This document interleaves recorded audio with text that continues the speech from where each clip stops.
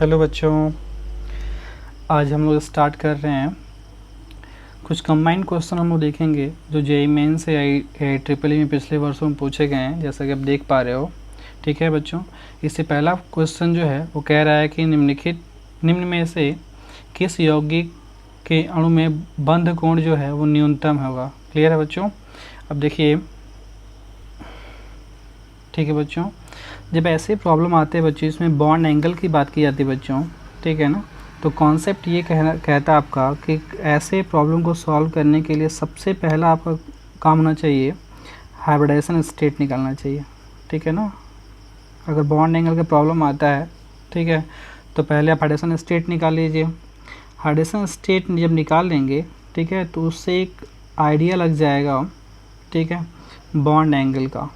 एक bond angle का आपको आइडिया मिल जाता है कि बॉन्ड एंगल जो है वो कितना होगा, बिकॉज प्रत्येक हाइब्रिडाइजेशन स्टेट पे एक स्पेसिफिक बॉन्ड एंगल डिफाइन है।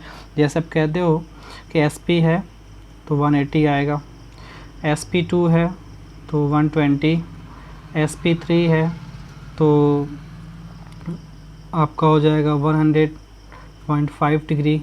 ठीक है, sp3d है तो इसमें दो तरह के होते हैं, 120 एंड 90। ठीक है, अगर आपका sp3d2 है तो उसमें आपको मिल जाएगा 90 अंश का, और अगर आपका sp3d3 है, ठीक है, तो उसमें मिल जाता है आपको 72 डिग्री का। क्लियर है बच्चों? तो ये बॉन्ड एंगल आपको डिफाइन मिलते हैं। 90 अंश भी होता है इसमें, जो एक्सियल होता है वो 90 अंश का, इक्वेटोरियल आपका 72 डिग्री का होता है। क्लियर है बच्चों? तो अगर ऐसा प्रॉब्लम इसमें है तो जितने भी स्पेसी दिए गए हैं सबका जो सेंट्रल एटम है उसका हाइब्रिडाइजेशन स्टेट निकालिए। अब मैंने बताया आपको कि हाइब्रिडाइजेशन स्टेट निकालने का दो फार्मूला है, एक तो H = ½ V + x - c + a से निकाल लो। ठीक है, अगर आपको उसका स्ट्रक्चर पता है, ठीक है, तो जो ये रूल होता है कि bond pair plus lone pair की संख्या, ठीक है, उसमें आप सिग्मा बॉन्ड को कैलकुलेट करते हो, sigma bond plus lone pair जितना आएगा, ठीक है, उसमें भी फिर उसके बाद मैं कहता हूँ आपको कि H2 आता है तो sp होगा, H अगर आपका 3 आता है तो sp2 होगा, H आपका 4 आता है तो sp3 होगा, H5 आता है तो sp3d होगा, H आपका 6 आता है तो sp3d2 होगा, ठीक है, H7 आता है तो sp3d3 होगा। क्लियर बच्चों? ये जो प्रॉब्लम है उसमें देखिए जो ऑप्शन में दिया गया है वो क्या है, आपको सल्फर डाइऑक्साइड दिया गया है, इसमें जो मिलेगा आपको मिलेगा sp2। ठीक है बच्चों, दूसरा दिया हुआ है H2O, तो H2O में देखिए आप तो होता है आपका sp3, ठीक है, H2S दिया हुआ है sp3 और NH3 दिया हुआ है, तो उस फार्मूले से निकालेंगे तो इसका भी sp3 आएगा। ठीक है बच्चों, तो मिनिमम पूछा है, यानी ये तो हट गया क्योंकि इसमें 120 का होता है, 1 इतना होना चाहिए, ठीक है, इसके अप्रॉक्सीमेट होना चाहिए। ठीक है ना। अब देखिए, अब इसमें देखिए इसके पास में 2 लोन पेयर होता है, इसके पास 2 लोन पेयर होता है, इसके पास 1 लोन पेयर होता है। इसमें VSEPR थियरी भी एक्शन में आएगी, VSEPR थियरी, ठीक है, तो ये कहती है कि लोन पेयर रिपल्सन जो होता है मैक्सिमम होता है, उससे कम होता है लोन पेयर बॉन्ड पेयर, और सबसे कम होता है बच्चों बॉन्ड पेयर। ठीक है, यानी जैसे जैसे लोन पेयर की संख्या बढ़ती जाती है वैसे वैसे बॉन्ड एंगल क्या होता है, डिक्रीज करता जाता है। तो पता आपको अमोनियम होता है 107 अंश, ठीक है, और वाटर का जो होता है वो होता है 105 अंश। ठीक है बच्चों, अब देखिए इन दोनों को अगर देखोगे आप तो दोनों जो हैं आपके वो सेम ग्रुप में पाए जाते हैं, ऑक्सीजन और सल्फर। ऑक्सीजन जब 2 सिमिलर एटम बच्चों, ठीक है, दोनों पे आपके देखो बॉन्ड एंगल का सिंपल सा कॉन्सेप्ट, पहले हाइब्रिडेशन निकालिए, ठीक है, उसके बाद देखिए कि लोन पेयर कितना किस पे है। ठीक है, लोन पेयर देखने के बाद ये देखिए कि किस ग्रुप में आते हैं, क्या दोनों ग्रुप में साइज देखना पड़ता है। जो सेंट्रल एटम उसकी साइज देखनी पड़ती है आपको, सेंट्रल एटम की। क्लियर है बच्चों? पहले हाइब्रिडेशन स्टेट देखें आप, हाइब्रिडेशन स्टेट अगर सिमिलर है, ठीक है, तो उसके बाद देखते हैं लोन पेयर के बाद देखते हैं बच्चों हम लोग सेंट्रल एटम का साइज, सेंट्रल एटम की साइज़ हम लोग देखते हैं बच्चों, सेंट्रल एटम का साइज़ क्या है। क्लियर बच्चों? तो देखिए इसमें आप देखोगे कि H2O, H2S और H2O में दोनों के पास में सिमिलर केसेस मिलते हैं, दोनों के पास में दो दो लोन पेयर हैं, ठीक है। वही हाल आपका इसका भी है। क्लियर है बच्चों। तो दोनों अगर sp3 हाइब्रिड हैं बच्चों, ठीक है, और बॉन्ड एंगल देखना चाहते हो आप, तो ये जानो that is a concept, notes याद रखना कि विथ सेम हाइब्रिडेशन स्टेट अगर आपका सेंट्रल एटम का जो साइज है, size of central atom increase करता है, ठीक है, तो बॉन्ड एंगल बच्चों, बॉन्ड एंगल क्या करता है, डिक्रीज करता है। क्लियर बच्चों। जब सेंट्रल एटम का साइज इंक्रीज करता है तो बॉन्ड एंगल क्या करता है बच्चों, डिक्रीज करता है। क्लियर है ना। यानी जो सबसे कम बॉन्ड एंगल होगा बच्चों क्या होगा, किस में होगा, वो होगा आपका H2S में, ठीक है। तो हम लोग का जो राइट ऑप्शन होगा वो क्या होगा बच्चों, H2S is the right answer. ये आपका हो जाएगा राइट आंसर। क्लियर है बच्चों, समझ में आया आपको। देखिए कभी भी बॉन्ड एंगल का प्रॉब्लम अगर पूछा आता है आपसे तो सीधा सीधा आप जाओ, पहले हाइब्रिडेशन स्टेट निकालो, ठीक है। उसके बाद देखो कि लोन पेयर कितना किसके पास है, ठीक है ना। अगर लोन पेयर सिमिलर है, ठीक है, तो उसके बाद देखो कि सेंट्रल एटम जो है, सेंट्रल एटम उसकी साइज़ कैसे है, किसकी बड़ी है। अगर सेंट्रल एटम का साइज़ इंक्रीज़ करेगा, ठीक है ना, अगर सेंट्रल एटम का साइज़ जो है वो इंक्रीज़ करता है, ठीक है बच्चों, तो बॉन्ड एंगल जो होगा, बॉन्ड एंगल वो डिक्रीज़ करता है। अगर आपका सेंट्रल एटम का साइज़ जो है, अगर सेंट्रल एटम का साइज़ डिक्रीज़ करता है तो बॉन्ड एंगल जो बच्चों, बॉन्ड एंगल वो क्या होता है बच्चों, इंक्रीज़ करता है। बॉन्ड एंगल आपका इंक्रीज़ करता है। समझ में आया आपको। तो ये आपको अपने दिमाग में रखना है, ये कॉन्सेप्ट है। क्लियर बच्चों। तो इस हिसाब से the minimum bond angle have the H2S, ठीक है। सबसे कम बॉन्ड एंगल किस में होगा, H2S में होगा। चलिए नेक्स्ट क्वेश्चन देखते हैं।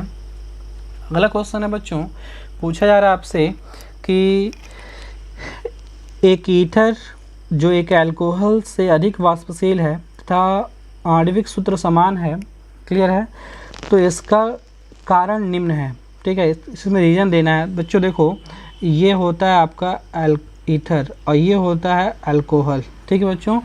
दोनों पोलर होते हैं, ये भी पोलर होता है, ठीक है बच्चों, और ये भी आपका पोलर होता है। Both are polar in nature, चाहे वो ईथर की बात कर लो, चाहे बात कर लो अल्कोहल की, ठीक है बच्चों। आपका बता दो बच्चों, ईथर का जो बॉइलिंग पॉइंट होता है वो कम होता है, लेस होता है। अल्कोहल का इनके कंपैरिजन में बॉइलिंग पॉइंट जो होता है बच्चों हाई होता है, ठीक है। अब हाई क्यों होता है पता है आपको, इसमें OH ग्रुप है तो ये कर सकता है बच्चों क्या, हाइड्रोजन बॉन्डिंग। ये तो अल्कोहल से पाई जाती है क्या, इंटरमॉलिक्यूलर हाइड्रोजन बॉन्डिंग पाए जाने की वजह से, हाइड्रोजन बॉन्ड पाए जाने की वजह से अल्कोहल का जो बॉइलिंग पॉइंट आएगा बच्चों क्या आएगा, अधिक आएगा। और जब अल्कोहल का बॉइलिंग पॉइंट अधिक आएगा तो जानते हो जिसका बॉइलिंग पॉइंट अधिक होता है, ठीक है, वो क्या होता है, लेस वोलेटाइल होता है। समझ रहे हैं बच्चों, समझ रहे हैं, क्योंकि वो आसानी से वेपर के फॉर्म में कन्वर्ट नहीं होगा। यानी इस क्वेश्चन का जो राइट आंसर होगा वो क्या होगा बच्चों, ईथर का डाइपोलर ट्रिपोलर होता है। अल्कोहल जिसके संरचना होती है, नहीं, ईथर में इंटरमॉलिक्यूलर हाइड्रोजन बॉन्ड पाया जाता है, नहीं पाया जाता है अल्कोहल्स में, ठीक है। तो ये राइट ऑप्शन क्या होगा बच्चों इसमें, दैट इज द अल्कोहल में अंतराण्विक हाइड्रोजन बंधन पाया जाता है। क्लियर बच्चों। चलिए बच्चों अगला प्रश्न देखते हैं हम लोग। पूछा जा रहा है इसमें कि प्रजातियों का वह युग, मतलब इसमें कौन सी स्पेसीज जो है, ठीक है, प्रजातियों का वह युग्म जो दोनों प्रजातियों के अणुओं के लिए समान आकृति रखता है। मतलब कौन सा जो पेयर है, which pair have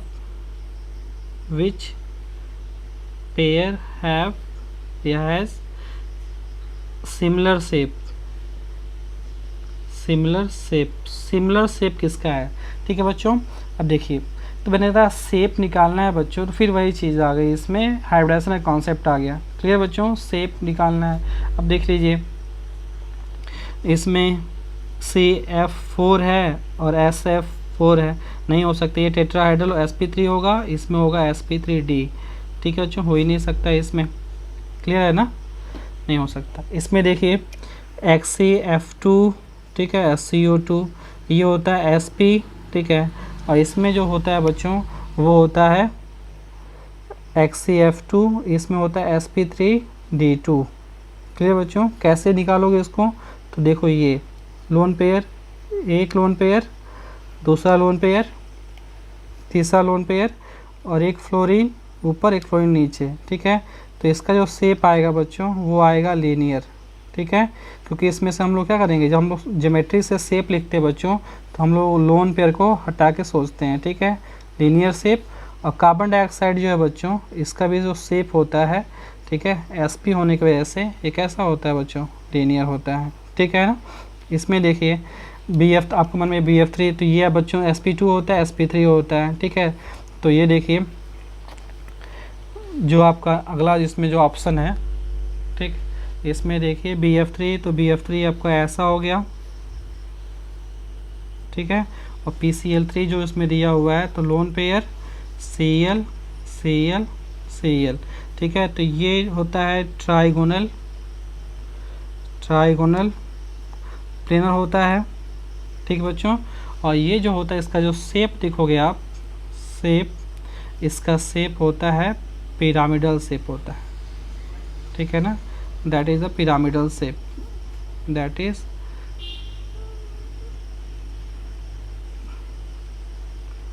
pyramidal shape. Clear बच्चों? तो ये नहीं होगा। अगला PF5 एंड IF5, ठीक है बच्चों।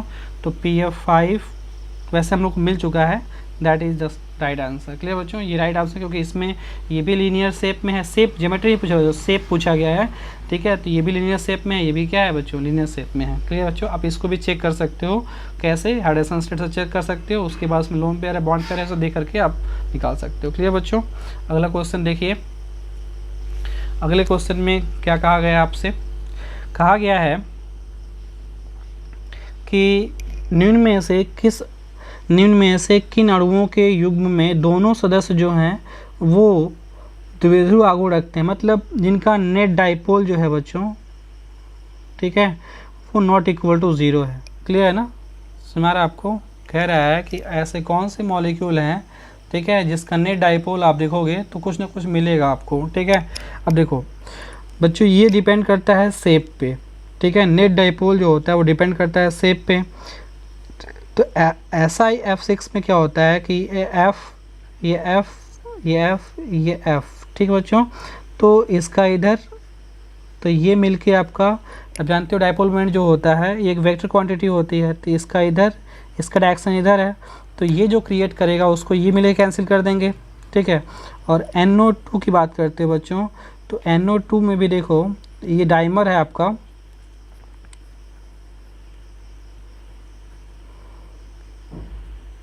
ठीक है।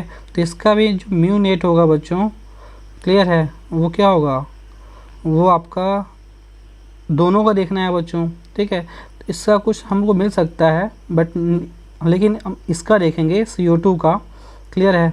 तो इसमें नेट डाइपोल जो होगा बच्चों इसका भी 0 हो जाएगा। एक ऑप्शन देख लीजिए बच्चों, सिंपल एक अगर चेक कर लेंगे, एक का 0 होगा तो अब दूसरा हमको चेक करने की जरूरत नहीं पड़ेगी। इसमें देखिए इसका इधर है, इसका इधर है, ठीक है, तो म्यू नेट क्या हो जाएगा, 0 हो जाएगा, तो ये हो नहीं सकता। इसमें देखिए, इसमें जो दोनों ऑप्शन है बच्चों, इसमें देखिए एक CO2 है, इसमें नहीं हो सकता बिकॉज CO2 का क्या होता है, नेट डाइपोल जो होता है 0 होता है। इसमें देखिए NO2, तो मैंने कहा कि NO2 देखिए ये इसका शेप है, ठीक है, तो इसका कुछ ना कुछ मिलेगा, नेट डाइपोल हमको नॉट इक्वल टू 0 होगा। और ओजोन का तो मिलना ही मिलना है, बिकॉज इसका जो शेप होता है बच्चों ये V ऐसे होता है, V शेप का होता है, तो V शेप है तो कुछ ना कुछ इसका नेट डाइपोल तो मिलेगा ही मिलेगा। क्लियर बच्चों? समझ में आ रहा है? तो इसमें जो राइट ऑप्शन है वो क्या है बच्चों, ऑप्शन नंबर 3। देखो जो ये टोटल जो खेल है ना वो ज्योमेट्री का, अगर एक आप देख ले तो जैसे CO2 हमने इसमें देख लिया, इसमें हमको इसको देख लिया, ठीक है, हमारा इजीली हमारा काम चल जाएगा। क्लियर है? समझ में आ रहा है आपको? देखिए इसमें बता दिया इसको, इसका होगा कुछ ना कुछ नॉट इक्वल टू 0 होगा, CO2 का इसमें 0 होगा, तो एक 0 हो गया। पेयर पूछा गया था कि कुछ किस में दोनों पेयर का नेट डाइपोल जो होगा वो नॉट इक्वल टू 0 होगा, दोनों पेयर का, पेयर में जो दोनों मेंबर है उसके, तो ये जो पेयर है इसका, ठीक है, ये दोनों पेयर का डाइपोल मोमेंट जो होगा 0 नहीं होगा, ठीक है। अगला देखिए, अगले क्वेश्चन में कहा जा रहा है बच्चों कि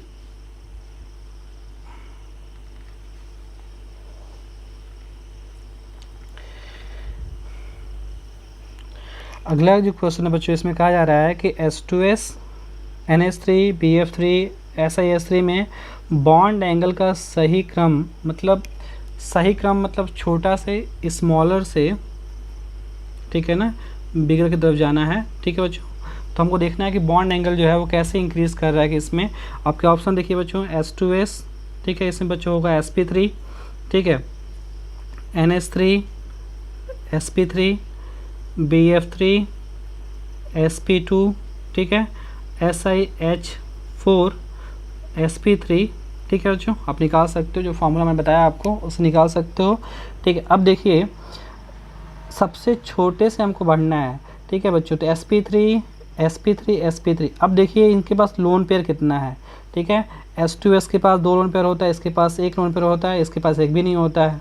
ठीक है ना, यानी सबसे अधिक जो बॉन्ड एंगल होगा 120 का, वो होगा 120, वो होगा आपका sp2 में। उसके बाद देखिए SiH4 जो है उसमें होगा, बिकॉज ये रेगुलर टेट्राहेड्रल है। ठीक है, इसमें कोई लोन पेयर नहीं है, इसमें समझ में आपको। ठीक है, तो इसमें जो बॉन्ड एंगल होगा 109 डिग्री 109.5 डिग्री का होगा। क्लियर है बच्चों। उसके बाद ये आ जाएगा 109 डिग्री 109.5 डिग्री के आसपास में आ जाएगा। अब देखिए इसमें और इसमें प्रॉब्लम है। ठीक है बच्चों, देखिए मैंने बताया आपको कि जो VSEPR कहती है थियरी कि लोन पेयर रिपल्सन जो होता है मैक्सिमम होता है। ठीक है, उससे कम होता है लोन पेयर बॉन्ड पेयर में। ठीक है, और सबसे कम होता है बॉन्ड पेयर और बॉन्ड पेयर में। क्लियर है ना। तो जैसे जैसे लोन पेयर बढ़ता जाएगा वैसे वैसे क्या होगा, बॉन्ड एंगल डिक्रीज करता जाएगा। यानी इसमें 2 लोन पेयर हैं, देखिए H2S में सल्फर के वैलेंस शेल में 6 इलेक्ट्रॉन, 2 शेयर्ड हो गए। ठीक है, 2 बच गए अभी, 2 पेयर, यानी इसमें 2 लोन पेयर, इसमें 1 लोन पेयर। तो लोन पेयर रिपल्सन की वजह से बॉन्ड एंगल क्या होगा, देखो जैसे ही लोन पेयर की संख्या, मैंने अभी बताया प्रीवियस क्वेश्चन में आपको कि जैसे जैसे नंबर ऑफ लोन पेयर बढ़ते जाएंगे with same hydration state bond angle will be decreases. Clear बच्चों। तो इसमें क्या होगा, बॉन्ड एंगल आपका डिक्रीज कर जाएगा। यानी इसके बाद जो होगा वो होगा NH3 और सबसे कम होगा बच्चों क्या, H2S।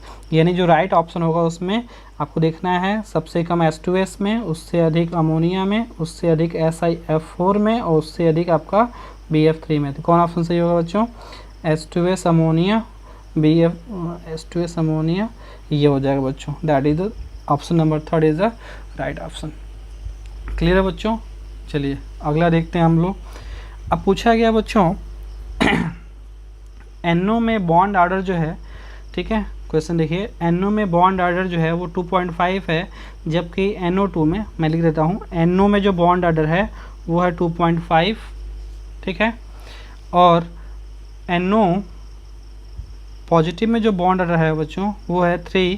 तो कह रहा है कि इन दोनों प्रजातियों के लिए कौन सा कथन जो होता है वो सत्य है। ठीक है बच्चों, अब देखिए इसको कह रहा है कि, देखिए बच्चों मैं आपको बता दूँ बॉन्ड ऑर्डर के बारे में आपको, कि बॉन्ड ऑर्डर जो होता है that is the number of bonding electron minus number of anti bonding electron, और ये अपॉन 2 होता है। क्लियर बच्चों। अब जानते हो आप कि बॉन्ड ऑर्डर जो होता है, ठीक है, ये बॉन्ड लेंथ जो होती है ना, बॉन्ड लेंथ, ये बॉन्ड ऑर्डर के रेसिप्रोकल होता है। मतलब बॉन्ड ऑर्डर अधिक है तो बॉन्ड लेंथ क्या होगा बच्चों, क्या होगा, छोटा होगा। ठीक है, चलिए देखते हैं हम इसमें। NO पॉजिटिव में बंध लंबाई जो है, देखो NO का है बॉन्ड ऑर्डर, NO का है कितना 2.5 और NO पॉजिटिव का है 3। ठीक है, अब देखो लंबाई के सेंस में कॉन्सेप्ट है ये, तो बॉन्ड लेंथ, बॉन्ड ऑर्डर जिसका अधिक होगा उसकी बॉन्ड लेंथ क्या होगी, कम होगी।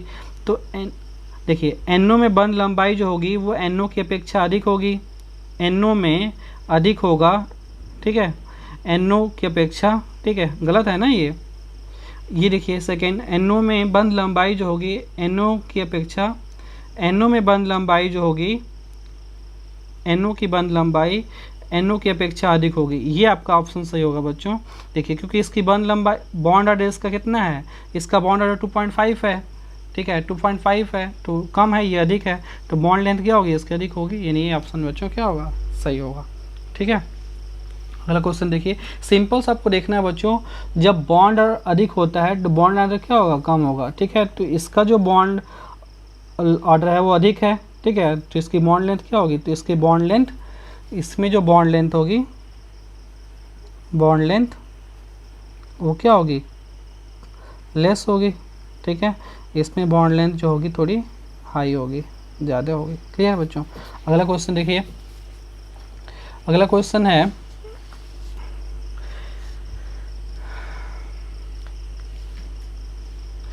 बोरिक एसिड, बोरिक एसिड में बोरान तथा ऑक्सीजन परमाणु के संकरण की अवस्था क्रमशः है। ठीक है बच्चों, चलिए हम लोग देखते हैं। इसमें बोरिक एसिड में पूछा गया है कि बोरान और ऑक्सीजन की संकरण अवस्था क्या होगी बच्चों। ठीक है, तो पहले हम लोग बोरिक एसिड का स्ट्रक्चर देखते हैं कि बोरिक एसिड का स्ट्रक्चर क्या होता है। क्लियर है, तो देखो बच्चों, ये है बोरिक एसिड आपकी,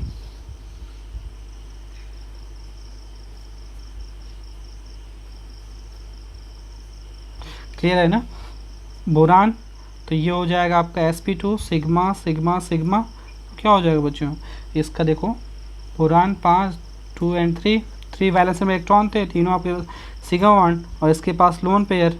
ठीक है, तो देखो इसमें जो ऑक्सीजन है 2 सिग्मा और +2 लोन पेयर। ठीक है ना, तो क्या हो जाएगा 4, और 4 पे क्या होता है sp3।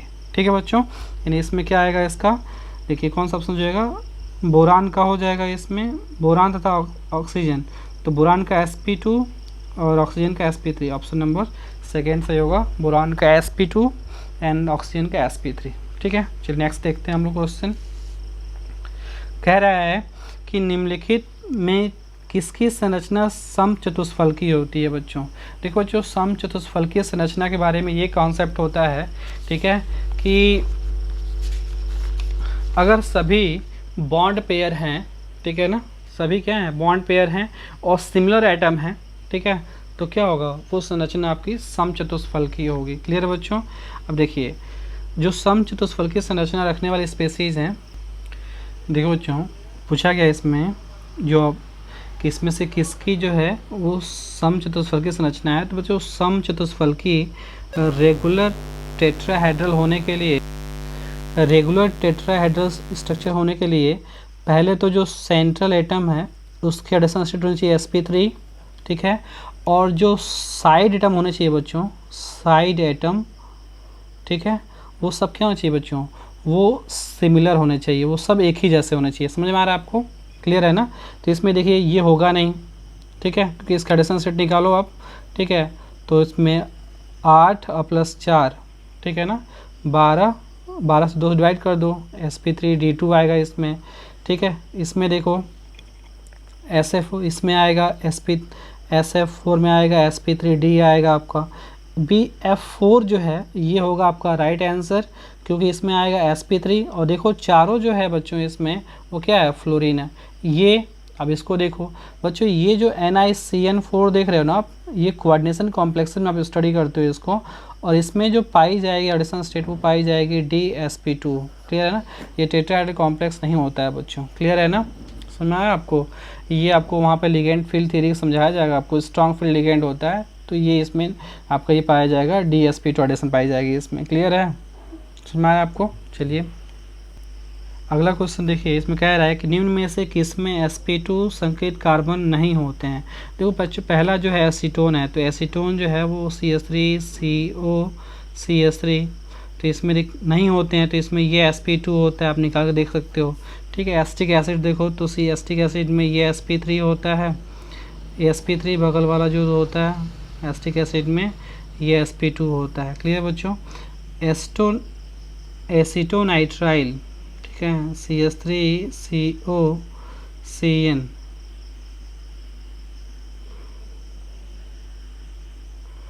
एसीटोनाइट्राइल की अगर बात करते हो बच्चों, ये बच्चों जो एसिटोनाइट्राइल होता है इसका कॉमन फार्मूला ये होता है बच्चों, एसिटोनाइट्राइल। ठीक है ना, तो इसमें देखिए सिग्मा सिग्मा 2 पाई, तो ये क्या हो जाएगा बच्चों, sp। ठीक है, देखिए एस्टामाइड मान लीजिए कि ये कार्बन है, sp2 हो जाता है बच्चों। ठीक है, इसमें ये कार्बन एसिटिक एसिड में तो sp2, ये तो यही एक बचा है आपका ऑप्शन बच्चों, जिसमें ये जो कार्बन होता है वो sp होता है, ना कि इसमें ये कार्बन sp3 और ये कार्बन आपका sp होता है। क्लियर बच्चों।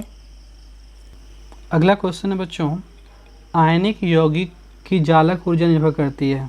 ठीक है बच्चों, पहला है केवल आयन के आवेश पर, केवल आयन के आकार पर, ठीक है, केवल संकुल आयन पर, आयन के आवेशित और आकार पर। ठीक है बच्चों, देखो बच्चों, किसी भी आयन की जो लैटिस ऊर्जा होती है बच्चों, lattice energy, the lattice energy is directly proportional to charge, charge के प्रोपोर्शनल होता है। ठीक है, और लैटिस एनर्जी बच्चों, लैटिस एनर्जी जो होती है ये साइज़ जो होती है, साइज़ ऑफ केटायन, ठीक है ना, वो उसके आकार पर डिपेंड करती है। मतलब केटायन के साइज़ अगर छोटा है तो लैटिस एनर्जी क्या होगी, अधिक होगी, और चार्ज के डायरेक्टली प्रोपोर्शनल होता है बच्चों। ठीक है, यानी जो लैटिस एनर्जी होता है वो चार्ज और मतलब आवेश और साइज दोनों पे डिपेंड करता है। क्लियर बच्चों, इसमें जो ऑप्शन बहुत सही होगा बच्चों, दैट इज। ठीक है बच्चों, अब हम अगला क्वेश्चन देखते हैं। अगला क्वेश्चन बच्चों कह रहा है कि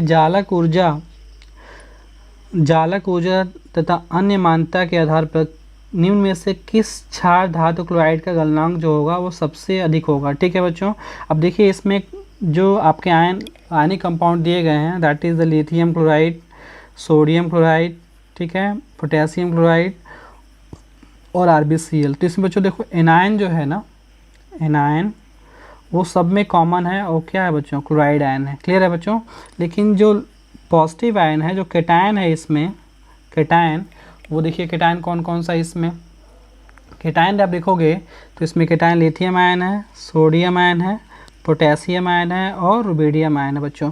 और कॉन्सेप्ट ये कहता है कि lattice energy is reciprocal of size of cation. समझ में आया आपको? मतलब क्या है कि केटायन का साइज जितना छोटा होगा, लैटिस एनर्जी जो होगी उतनी क्या होगी बच्चों, हाई होगी। और बच्चों लैटिस एनर्जी जितने ज़्यादा होगी बच्चों, लैटिस एनर्जी जितना ज़्यादा होगा, ठीक है, मेल्टिंग पॉइंट बच्चों उतना ही क्या होगा, हाई होगा। क्योंकि मेल्टिंग पॉइंट जो होता है बच्चों, लैटिस को तोड़ेंगे तभी तो मेल्ट करना स्टार्ट होगा। जो ये लैटिस बनता है आयनिक कंपाउंड्स का, ये जो जालक इनको देखने को मिलता है हम लोग को, ठीक है, तो इस जालक को तोड़ेंगे तभी तो मेल्ट करेगा, तभी तो अट्रैक्शन फोर्स जो आयन के बीच में लग रहा है वो वीक होगा। क्लियर है ना? तो वो जो होता है वो केटायन के साइज़ पे डिपेंड करता है, और केटायन का साइज जितना छोटा होगा लैटिस एनर्जी उतनी अधिक होगी, और लैटिस एनर्जी जितनी अधिक होगी मेल्टिंग पॉइंट क्या होगा, उतना अधिक होगा। क्लियर है ना? यानी सबसे अधिक इसमें देखा जाए, ठीक है बच्चों, तो किसका होगा, किस क्षार धातु का? इसमें देखिए बच्चों, इसमें ये जो आपका कंपाउंड है, ठीक है ना, इसमें ये आपका एक्सेप्शन है, ठीक है, क्योंकि ये कोवैलेंट कैरेक्टर पाया जाता है इसमें। लिथियम क्लोराइड जो होता है ये इसमें पाया जाता है कोवैलेंट कैरेक्टर। क्लियर है ना? कोवैलेंट कैरेक्टर, तो ये एक्सेप्शन इसको निकाल दीजिए। ये जो कैटायन आपका NaCl का मेल्टिंग पॉइंट क्या होगा, हाईएस्ट होगा। क्लियर बच्चों? अब देखो इसका होता, लिथियम क्लोराइड का होता, लेकिन लिथियम क्लोराइड का नज़दीक नहीं है, क्योंकि lithium chloride is covalent in nature. Clear है ना? इस वजह से इसका नहीं होगा। क्लियर है? चलिए बच्चों, क्वेश्चन ये है कि जो आपको दिया गया है SF4CF4 HCF4 की आणविक आकृति जो है, देखो बच्चों, पहले हाइड्रोजन स्टेट निकालोगे तो इसमें आएगा आपका sp3d, इसमें आएगा sp3, इसमें देखिए 4 और 4 2 लोन पेयर बच जाएंगे, ठीक है, तो 4 2 6, तो sp3d2 आएगा। क्लियर बच्चों? अगर इनके शेप की बात करें बच्चों, तो इसमें क्या होगा, देखिए इसका होगा सीसा शेप, सीसा होगा, इसका होगा टेट्राहेड्रल। ठीक है बच्चों, कैसे सीसा होगा इसका देखो। और हम लोग देखेंगे तो मान लीजिए ये आपका फ्लोरीन, ये फ्लोरीन और ये एक फ्लोरीन, ठीक है, और ये आप वहाँ लोन पर लगाते हो तो ये लोन पर इस पर रिपल्सन अप्लाई करेगा, ठीक है ना, तो ये तो स्टेट हो जाएगा, तो इसको हम लोग बोलते हैं सीसा शेप। ठीक है बच्चों, क्या बोलते हैं इसको, हम लोग बोलते हैं इसको सीसा शेप, ढेकुली के आकार बोलते हैं इसको। ठीक है, ये जो है CF4 इसका होता है जो शेप होता है बच्चों, ये टेट्राहेड्रल होता है, F 4 बॉन्ड पेयर हैं, ठीक है ना। शेप कैसा होगा इसका, टेट्राहेड्रल होगा, क्लियर है ना। और XeF2 देखोगे बच्चों तो ये आपका 2 लोन पेयर इसमें है, ठीक है, 8 होता है तो 4 आपके अटैच हो गए, ठीक है। तो इसका शेप देखोगे बच्चों तो शेप हम लोग क्या करते हैं, ज्योमेट्री से लोन पेयर हम लोग कंसिडर नहीं करते हैं, नहीं सोचते हैं उसको। तो F F F और ये F, तो ये हो जाएगा स्क्वायर प्लेनर। क्या हो जाएगा, स्क्वायर प्लेनर, क्लियर बच्चों, ठीक है। तो अब देखिए क्वेश्चन में क्या कहा गया है, आंसर इसमें ऑप्शन में क्या कहा गया है कि समान है, तो समान तो है नहीं, केंद्रीय परमाणु पर क्रमशः इतना इतना, नहीं गलत है। यहाँ देखिए भिन्न, ये 2 ऑप्शन देखिए इन्हीं में से कोई हो सकता है। भिन्न है केंद्रीय परमाणु पर क्रमशः 0, नहीं। इस पे देखिए, इस पे लोन पेयर जो है वो 1 होगा, इस पे 0 होगा, इस पे 2 होगा, ठीक है। तो 1 0 और 2 that is the right option, ठीक है बच्चों। आप देख सकते हो उसको आराम से देखिए। क्वेश्चन है प्रकृति में निम्न में से कौन सी प्रजाति प्रतिचुंबकी होती है बच्चों, ठीक है। बच्चों प्रतिचुंबकी का जो कॉन्सेप्ट होता है बच्चों, इसमें हम लोग को देखना पड़ता है किसके पास में अनपेयर्ड इलेक्ट्रॉन है, ठीक है। जिसके पास में अनपेयर्ड इलेक्ट्रॉन होते हैं वो क्या होता है बच्चों, वो होता है अनुचुंबकीय। जिसके पास नहीं होता है, देखिए बच्चों ये MOT का प्रॉब्लम है, इसमें आपको देखना है कि किसके पास में अनपेयर्ड इलेक्ट्रॉन है। अनपेयर्ड जिसके पास अयुग्मित इलेक्ट्रॉन 0 होंगे वो होगा प्रतिचुंबकीय डायमैग्नेटिक, और जिसके पास 0 नहीं होंगे मतलब कुछ अनपेयर्ड इलेक्ट्रॉन होंगे तो वो होगा आपका अनुचुंबकीय, ठीक है। तो इसमें पूछा है कौन आपका प्रतिचुंबकीय नहीं है मतलब अनुचुंबकीय है, ठीक है। तो देखिए यहाँ पे इलेक्ट्रॉन अनपेयर्ड है, ठीक है, अनपेयर्ड है, समझ रहे हैं। तो क्या होगा, दैट विल बी पैरामैग्नेटिक, समझ में आ रहा है आपको। ये देखिए पेयर्ड है सब इलेक्ट्रॉन, ठीक है। ये जो होगा बच्चों क्या होगा, ये होगा आपका डायामैग्नेटिक। ये देखिए पैरामैग्नेटिक होगा और ये भी क्या होगा, पैरामैग्नेटिक। अनपेयर्ड इलेक्ट्रॉन होगा इसके पास, अनपेयर्ड इसके पास भी है, अनपेयर्ड इसके पास भी। भाई S में 2 इलेक्ट्रॉन रह सकते हैं ना, लेकिन कितने हैं इनके पास में, एक है। यही 2 इलेक्ट्रॉन जो था ये पेयर्ड था, ठीक है। तो क्या होगा बच्चों, ये होगा डायमैग्नेटिक। तो इसमें से कौन सा ऑप्शन सही होगा बच्चों, ऑप्शन होगा सेकेंड, ठीक है। कि कैल्शियम कार्बाइड में 2 कार्बन परमाणुओं के बीच में बंध का प्रकार तथा संख्या निम्न है, ठीक है ना। मैंने कल ही बताया था इस क्वेश्चन को प्रीवियस लेक्चर में। मैंने कैल्शियम कार्बाइड बच्चों ये होता है, ठीक है ना, CaC2, क्लियर है। तो इसका स्ट्रक्चर बताया था कि कैल्शियम डाई पॉजिटिव और C2 पे डाई नेगेटिव है, तो इसका C ट्रिपल बॉन्ड C, इस पर भी एक नेगेटिव, इस पर भी एक नेगेटिव, तो इसमें एक सिग्मा है 2 पाई है। तो कार्बन के बीच में सिग्मा बॉन्ड, सिग्मा जो है वो कितना है, 1 है, और पाई कितना है बच्चों, 2। 1 सिग्मा 1 पाई, 1 सिग्मा 2 पाई, 2 सिग्मा 1 पाई, 2 सिग्मा 2 पाई, 1 सिग्मा 2 पाई, क्लियर है बच्चों। ये बहुत आसान क्वेश्चन था। अगला क्वेश्चन बच्चों देखते हैं हम लोग। ये कहा जा रहा है इसमें, इस क्वेश्चन में ये कहा जा रहा है कि एक धातु M+2 और +4 स्टेट में क्या बना रहा है, क्लोराइड बना रहा है, ठीक है। तो देखो +2 और +4 में क्लोराइड बना रहा है आपका, तो बनेगा क्या, MCl2 और MCl4। देखो बच्चों ये फजान शुरू से लगेगा आपका क्वेश्चन, ठीक है। +2 वाला जो लोअर वाला होता है बच्चों, lower state, lower oxidation state, ठीक है, वो मोर आयनिक होता है, वो अधिक आयनिक होता है। और जो हायर वाला होता है, क्योंकि ये +4 वाला है, ये +2 वाला है, ठीक है, तो हायर वाला क्या होता है बच्चों, हायर वाला that is more covalent, clear है बच्चों, मोर कोवैलेंट, अधिक कोवैलेंट होता है। अब उसी को इसमें मोर आयनिक, मोर कोवैलेंट के हिसाब से इसमें आंसर आपको करना होगा, ठीक है। फजांस रूप से इससे गवर्न होगा ये। तो पहला क्वेश्चन इसमें दिया है एम ऑप्शन में MCl2 MCl4 के अपेक्षा अधिक वाष्प, भाई अधिक आयनिक कंपाउंड है, तो ये जो होगा इसका melting point boiling point high होगा, ठीक। कहाँ से, अधिक वाष्पशील तो ये होगा ना। ये देखिए MCl2 निर्जलीय एथेनॉल में, आप पता है कोवैलेंट कंपाउंड जो होते हैं वो ऑर्गेनिक सॉल्वेंट में इजीली डिजॉल्व हो जाते हैं। तो एथेनॉल जो है C2H5 एक ऑर्गेनिक सॉल्वेंट है, ठीक है। तो MCl2 जो होगा, MCl2 ये इसमें कम घुलेगा, लेकिन ये जो है इसमें अधिक घुलेगा, ये भी गलत हो गया। MCl2 MCl4 की अपेक्षा अधिक आयनिक है, ठीक है, यही ऑप्शन सही होगा, क्योंकि मैंने कहा ना कि ये +2 स्टेट पे बना है, +4 पे, तो ये अधिक आयनिक होगा, ये अधिक कोवैलेंट होगा, ठीक है। MCl2 MCl4 के अपेक्षा आसानी से जलयुक्त होता है, MCl2 MCl4 की अपेक्षा आसानी से जलयोजित हो जाता है।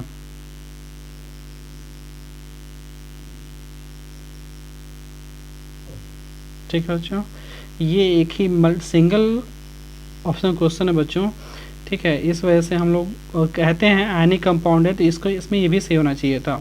ठीक है बच्चों, देखिए क्योंकि MCl2 है, आयनिक कंपाउंड है, ठीक है, और ये MCl समझ में आ रहा है आपको, तो इसका हाइड्रोलिसिस भी होना चाहिए था, आयनिक कंपाउंड का हाइड्रोलिसिस अधिक होता है, तो ये ऑप्शन भी इसमें सही होगा। कौन सा कथन सत्य है? ठीक बच्चों, जो अगला क्वेश्चन पूछ रहा है कि निम्न में किस अणु आयन में सभी बॉन्ड जो हैं वो समान नहीं है, ठीक है ना, मतलब सभी बॉन्ड जो सिमिलर नहीं है। बच्चों देखो, इसमें मैंने कहा कि इसमें ऑक्सीडेशन स्टेट जो मिलेगी आपको, वो मिलेगा आपका ये, तो ये आपको मिलेगा सीसा शेप मिलता है इसमें हम लोग को, सीसा shape, F F F F, ये लोन पेयर। क्लियर बच्चों, SiF में सभी बॉन्ड एक जैसे होंगे, क्योंकि ये टेट्राहेड्रल शेप है, रेगुलर टेट्राहेड्रल है, ठीक है, तो सभी एक जैसे होंगे। क्लियर है ना। अब देखिए अगला, XeF4 में भी बच्चों सभी बॉन्ड्स एक जैसे होंगे, क्योंकि ये देखिए ये आपका इसका शेप होगा, समझ में आ रहा है आपको, तो ये भी इसका शेप देखो, तो ये लोन पेयर आपका एक्सियल पोजीशन पे है, ठीक है ना, तो ये सभी बॉन्ड प्लेन में है, तो जब सभी बॉन्ड प्लेन में है बच्चों, तो क्या होंगे, सबकी बॉन्ड लेंथ इक्वल होगी, तो यानी ये सभी बॉन्ड आपस में इक्वल है, ठीक है, ये भी सभी बॉन्ड, क्योंकि रेगुलर टेट्राहेड्रल शेप है, समझ में आ रहा है आपको। BF4 जो है बच्चों, मैंने अभी कहा कि जब सब आपके सिमिलर होते हैं, ठीक है, तो सिमिलर होने के केस में क्या होता है बच्चों, कि उस केस में जब सिमिलर है, रेगुलर टेट्राहेड्रल स्ट्रक्चर होगा, तो ये भी रेगुलर टेट्राहेड्रल होगा। ये जो है बच्चों, ये आपका देखिए, ये इसमें होता है sp3d होता है बच्चों, तो इसमें दो तरह के एंगल पाए जाते हैं, 120 एंड 90, तो जो प्लेन के ऊपर या प्लेन के नीचे होता है वो 90 अंश का होता है, ठीक है। तो इसमें देखिए जो प्लेन में होगा, समझ आ रहा है, वो प्लेन वाला एंगल जो होगा, ठीक है, प्लेन वाला बॉन्ड एंगल, प्लेन वाला, ठीक है, वो कुछ और लेंथ का होगा, और जो एक्सियल पोजीशन पे होगा वो कुछ और लेंथ हो, जैसे PCl5 में आप देखो, मैं आपको NCERT फॉर्म बताता हूँ, PCl5 जो होता है बच्चों, PCl5, तो PCl5 में फास्फोरस, क्लोरीन क्लोरीन क्लोरीन, और ये क्लोरीन और ये क्लोरीन, तो जो प्लेन में होता है बच्चों, ये प्लेन में, ये प्लेन वाले आपस में इक्वल होते हैं, और जो एक्सियल इक्वेटोरियल होते हैं, एक्सियल बॉन्ड ये, तो ये PCl बॉन्ड जो होते हैं वो एक लेंथ होते हैं, जो प्लेन में होते हैं, मतलब इक्वेटोरियल जो होते हैं, और एक्सियल जो होते हैं वो आपस में बराबर होते हैं, और एक्सियल वाले की जो बॉन्ड लेंथ होती है, एक्सियल बॉन्ड जो होते हैं वो इक्वेटोरियल बॉन्ड से क्या होते हैं बच्चों, इक्वेटोरियल बॉन्ड से अधिक होते हैं, इनकी लंबाई जो होती है अधिक होती है, समझ में आ रहा है। तो ये जो शेप है आपका SF4 वाला, इस केस में ये शेप मिलेगा हम लोग को, इस केस में सारे जो SF बॉन्ड होंगे वो एक जैसे नहीं होंगे। क्लियर है बच्चों, आई होप आपको समझ में आया। क्वेश्चन बड़ा अच्छा क्वेश्चन है बच्चों, ये ज्योमेट्री से रिलेटेड बहुत ही इंपॉर्टेंट क्वेश्चन है, that is a very important question, ये बड़ा अच्छा क्वेश्चन है ये। क्लियर है, चलिए अगला क्वेश्चन हम देखते हैं। अगले क्वेश्चन में कहा जा रहा है कि कौन सा हाइड्रोजन बॉन्ड जो है वो सबसे स्ट्रॉन्ग है, which one is the strongest hydrogen bond. तो इसमें OH का O से है, OH का F से है, OH FH का S के साथ में है, ठीक है बच्चों, और इसमें FH का दिया गया है F के साथ में, ठीक है बच्चों। तो बच्चों जो FH का जो, क्योंकि ये बॉन्ड पोलर होता है, ठीक है, और ये जुड़ा हुआ है फ्लोरीन के साथ में, क्लियर है ना, तो सबसे स्ट्रॉन्गेस्ट ये होगा, क्योंकि फ्लोरीन जो है वो हाईएस्ट इलेक्ट्रोनेगेटिव होता है, ठीक है ना, समझ में आ रहा है। इस वजह से जो हाइड्रोजन बॉन्ड सबसे स्ट्रॉन्ग होगा, बिकॉज फ्लोरीन, ऑक्सीजन, नाइट्रोजन, ठीक है, एंड अप्रॉक्सीमेट टू क्लोरीन, ठीक, तो हाईएस्ट इलेक्ट्रोनेगेटिव एलिमेंट जो होता है वो सबसे अच्छे हाइड्रोजन बॉन्ड फॉर्म करता है, इस वजह से फ्लोरीन का हाइड्रोजन बॉन्ड जो होगा वो सबसे स्ट्रॉन्ग होगा। क्लियर है बच्चों। इसमें कहा जा रहा है कि एक धनायन का आवेश आकार अनुपात, ठीक है, उसकी ध्रुवीय क्षमता को बढ़ाता है, ठीक है, calcium potassium calcium di positive, magnesium di positive and B di positive धातुओं की ध्रुवीय क्षमता का बढ़ता हुआ सही क्रम क्या है। देखो बच्चों, ये जो पोलराइजेशन पावर होता है, polarization power that is reciprocal of size of cation.